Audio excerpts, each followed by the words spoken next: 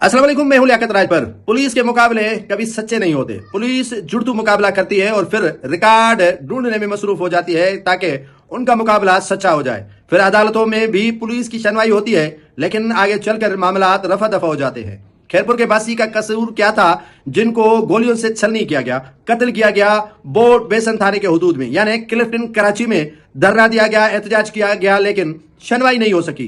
Criminal record तो ढूंढे, criminal record तो लेकर आए। पुलिस मुकाबला होता है जो आप पुलिस के मुकाबले में जिन अशखास को मारते हैं उनसे कुछ तो बरामद कर ले।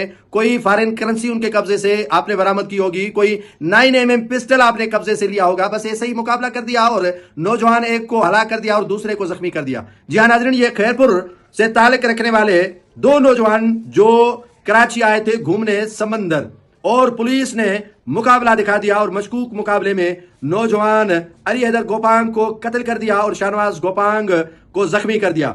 इनको न रोका और न ही इनसे कुछ पूछा, लेकिन मशकूक मुकाबले ने पुलिस की कलई खोल दी है। नौजवान तो चला गया, एक नौजवान जख्मी हालत में है, लेकिन न वहां पर सीसीपीओ ने कुछ पूछा और न ही आईजी ने कुछ इस मामले का नोटिस लिया और न ही एसएचओ की सरजनिश हुई। ये नौजवान जो पुलिस ने न इशारा किया और न ही उनको रोकने के लिए कहा, लेकिन पीछे से वो रक्षे में जा रहे थे, गोलियों से छलनी कर दिया और इस जुड़तू मुकाबले में नौजवान अली हैदर को कत्ल कर दिया जो कराची घूमने आया था।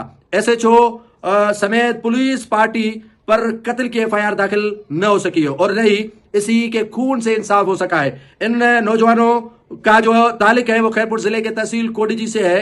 वाज़ेह रहे कि पुलिस ने मौक़िफ़ दिया है कि मुल्ज़मान शहरियों से मोबाइल फोन छीन रहे थे और फरार होते हुए पुलिस के मुकाबले में एक मुल्ज़िम जो है वो मारा गया और दूसरा उनका साथी समेत जख्मी हालत में गिरफ्तार किया गया है। और मुल्ज़मान का ताल्लुक बदनाम ज़माना रिक्शा गैंग से है।